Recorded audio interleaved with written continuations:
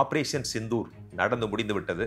இது வந்து ஒரு சீஸ்ஃபயர் இல்லாவிடலும் ஒரு தற்காலிக போர் நிறுத்தம். இதில் அமெரிக்காவினுடைய தலையீட்டினால் நம்ம இந்த போர் நிறுத்தத்தை செய்யலை அப்படிங்கிறத நம்முடைய பிரைம் மினிஸ்டர் தெளிவாக சொல்லியிருக்கிறார். அதற்கு பின்பு உங்களுக்கு பல்வேறு சம்பவங்கள் நடந்திருக்கின்றன. இந்த சண்டை அல்லது இரண்டு நாடுகளுக்கிடையே ஒரு போர் வருகின்ற பொழுது இன்டெலிஜென்ஸ், அதாவது உளவு தகவல்கள் மிகவும் முக்கியமானவை.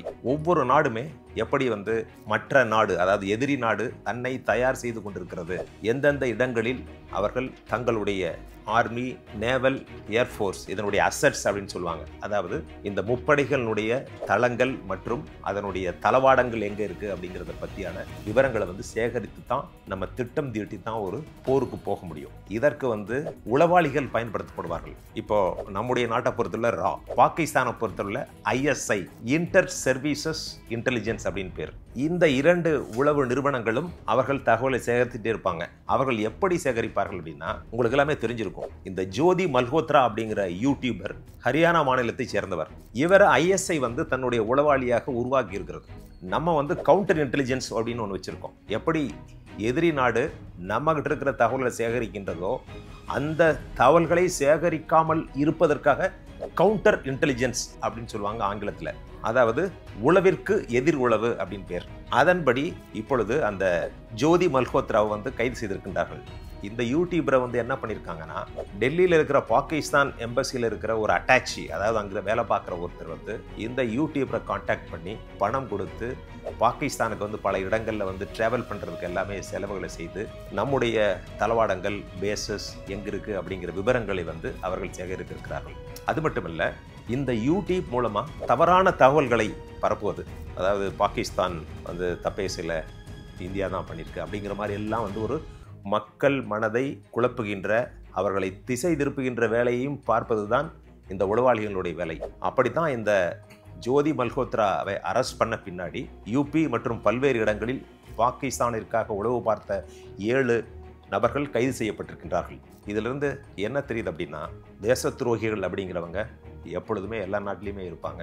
இருந்தாலும் நம்முடைய கவுண்டர் இன்டெலிஜென்ஸ், ராவை சேர்ந்த கவுண்டர் இன்டெலிஜென்ஸ் அப்படின்னு சொல்லுவாங்க இல்லையா, எதிர் உளவு அமைப்பு இருக்கும்.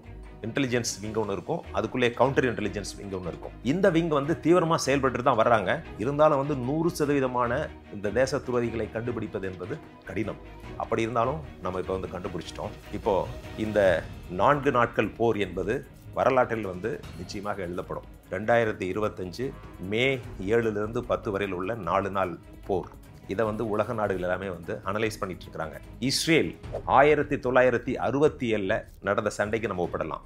6 நாள் சண்டையில் இஸ்ரேல் வந்து ஈஜிப்த், ஜோர்டான், சிரியா இந்த 3 நாடுகளையும் தோற்கடித்து அந்த நாட்டினுடைய பகுதிகளையும் கைப்பற்றியிருக்கிறது. அந்த 1967 6 நாள் வார் அல்லது 6 நாள் போரில் சினாய் பெனின்சுலா வந்து சிரியாவிலிருந்து கைப்பற்றுறார்கள்.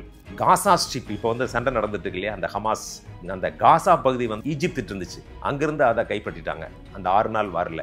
அதே மாதிரி ஜோர்டான்கிட்ட இருந்து வெஸ்ட் பேங்க், ஈஸ்டர்ன் ஜெருசேலம், அதாவது கிழக்கு ஜெருசேலம், இந்த பகுதிகள் எல்லாமே மொத்தம் 4 பகுதிகளை 6 நாள் சண்டையில் இஸ்ரேல் கைப்பற்றியது. நம்ம இந்த 4 நாள் சண்டையில் நிச்சயமாக பல்வேறு பகுதிகளை கைப்பற்றி இருக்கலாம். ஆனால் நம்முடைய நாட்டின் எண்ணம் வந்து பாகிஸ்தான் பகுதிகளை கைப்பற்றுவதற்கான எண்ணம் இல்லை. அது நம்முடைய அப்ஜெக்டிவ் கிடையாது. பயங்கரவாதிகள் தாக்கக்கூடாது, பயங்கரவாதிகளை பாகிஸ்தான் ஆதரிக்கக்கூடாது. இப்போ இருக்கிற ஜம்மு காஷ்மீர் மட்டும் இல்லை, பாகிஸ்தான் ஆக்குபைடு காஷ்மீர் இதை வந்து இந்தியாவுக்கு திருப்பி தரும், இதான் டிமாண்ட். இப்போ 1967 வாரில் 6 நாள் நடந்த அந்த சண்டையில் 1000 இஸ்ரேலி வீரர்கள் கொல்லப்பட்டார்கள். நல்லா பாருங்க, 6 நாள் 1000 இஸ்ரேலி வீரர்கள் கொல்லப்பட்டார்கள். அரபு நாடுகளை சேர்ந்த மொத்தம் 15000 வீரர்கள் கொல்லப்பட்டார்கள். நம்ம நினைச்சிருந்தோம்னா, பிளான் பண்ணியிருந்தா பாகிஸ்தானே ஆக்கிரமிப்பு பண்ணியிருக்க முடியும் 4 நாள் வாரில். ஆனால் அதை பண்ண விரும்பல. இன்னொரு விஷயம் இங்கே கவனிக்க வேண்டியது இருக்கு. ஈஜிப்த், அதான் எகிப்துன்னு சொல்லுவோம் இல்லையா, அதான் ஈஜிப்த் அப்படின்னு சொல்லுவாங்க. இந்த எகிப்து வந்து அப்போ நாசர் அப்படிங்கிற ஒரு அதிபர் தலைமையில் இருந்துச்சு. அவர் என்ன செஞ்சார்னா, ஜலசந்தி போகுது அந்த செங்கடல் பக்கம், அந்த ஜலசந்தியை வந்து அடைச்சிடறாரு, ஸ்ட்ரெயிட்னு சொல்லுவாங்க, அதை வந்து அடைச்சிடறாரு நாசர். ஏன்னா இஸ்ரேலிய சரக்கு கப்பல்கள் அந்த இடத்துக்கு போகாமல் இதை க்ளோஸ் பண்ணிடுறாரு, இந்த ஜலசந்தியை, ஸ்ட்ரெயிட் ஆஃப் டைட்டான். இதனால தான் அவர்களுக்கு வந்து டென்ஷன். அப்போ வந்து சினாய் பெனின்சுலாவில் வந்து ஈஜிப்த் வந்து எல்லாமே பயங்கரமாக ஃபோர்ஸஸ் கிட்டத்தட்ட 60000 பேர்த்த வந்து குவிச்சு வச்சிடறாங்க. ஆனால் இஸ்ரேல் என்ன பண்ணாங்கன்னா, சடனாக வந்து எகிப்தே வந்து எதிர்பாராத வகையில் அவங்களுடைய ஏர்ஃபீல்ட்ஸ், ஏர்பேசஸ் எல்லாத்தையும் அட்டாக் பண்ணாங்க. அவங்களுடைய ஸ்ட்ராட்டஜி என்னன்னா, ஒரு போர் விமானம் ஒரு குண்டை போட்டுட்டு கீழே இறங்கி அடுத்த 2 மணி நேரத்தில் போய் பண்ணுற மாதிரி இவங்க ட்ரைனிங் கொடுத்துட்டாங்க. நார்மலாக ஒரு போர் விமானம் குண்டு போட்டுட்டு வந்துச்சுன்னா அது ஒரு நாள் வரையிலும் அதை சர்வீஸ் பண்ணி ரெடி பண்ணி அதில் வந்து மிசைல்ஸ் எல்லாம் ஏற்றிட்டு அடுத்த நாள் தான் விடுவாங்க. அது பேர் சார்டீஸ் அப்படின்னு பேர். ஒரு தடவை போயிட்டு வந்தால் 1 சார்ட்டின்னு அர்த்தம். ஆனால் இஸ்ரேல் என்ன பண்ணாங்கன்னா 2 மணி நேரத்தில் போயிட்டு ஈஜிப்தில் குண்டு போட்டுட்டு திரும்பி வந்த 2 மணி நேரத்தில் அதே போர் விமானம் மீண்டும் சென்று தாக்கியது. இதனால் கம்ப்ளீட்டாக வந்து ஈஜிப்தினுடைய ஏர்ஃபோர்ஸை வந்து கிரிப்பிள் பண்ணாங்க. எப்படி நாம் இந்த 4 நாள் போரில் பாகிஸ்தானே வந்து திணறடிச்சோமோ அது மாதிரி இஸ்ரேல் அப்போ செய்தார்கள். அதன் விளைவாகத்தான் இப்போ வந்து அந்த வாரம் நடந்துட்டு இருப்பாங்க. அப்போ அந்த சண்டை நடக்காவிட்டால் நிச்சயமா காசா வந்து எகிப்தினுடைய ஒரு பகுதியாக இருந்திருக்கும். இந்த மாதிரி பிரச்சனை வந்திருக்காது. அதே மாதிரி வெஸ்ட் பேங்க் அது வந்து ஜோர்டான் பக்கமே இருந்திருக்கும். கோலான் ஹைட்ஸ் வந்து சிரியா பக்கமே இருந்திருக்கும். அந்த சமயத்தில் ஜோர்டான்கிட்ட வந்து அமெரிக்க விமானங்கள் இருந்துச்சு. ஈஜிப்த் மற்றும் சிரியாட்ட வந்து ரஷ்ய விமானங்கள், ரஷ்ய ஆயுதங்கள்லாம் இருந்துச்சு. ஆனால் ஈஜிப்திட்ட வந்து அமெரிக்கா மற்றும் ஐரோப்பிய நாடுகளுடைய ஆயுதங்கள்லாம் இருந்துச்சு. உதாரணமாக நம்மகிட்ட இப்போ வந்து மிராஜ் 2000 இருக்கு இல்லையா, அதே மாதிரி இந்த 2000 ஓல்டு வெர்ஷன் மிராஜ் இருந்துச்சு. அந்த டசால்ட் கார்பரேஷன் தயாரித்த விமானங்கள் அதிகமாக இருந்துச்சு. இந்த விமானங்களை கொண்டு தான் இந்த அரேபிய நாட்டினுடைய ஏர்ஃபோர்ஸே கம்ப்ளீட்டாக அழிச்சாங்க. அது மாதிரி நம்ம இந்த 4 நாள் சண்டையில் நிச்சயமாக செய்திருக்க முடியும். ஆனால் அது நம்முடைய எண்ணம் அல்ல. தாக்குவதற்கு எத்தனித்தால் எந்த நேரத்திலும் அதற்கான திட்டம், அதாவது அவர்கள் தாக்குதலை முறியடித்து அதை சரி செய்வதற்கான திட்டம் நம்மிடம் இருக்கிறது. அதே மாதிரி பார்த்தீங்கன்னா பஞ்சாப் மாநிலத்தில் உள்ள அம்ரிட்சர் அப்படிங்கிற நகரத்தில் பொற்கோவில் இருக்குது. உங்களுக்கு எல்லாமே தெரிஞ்சிருக்கும்.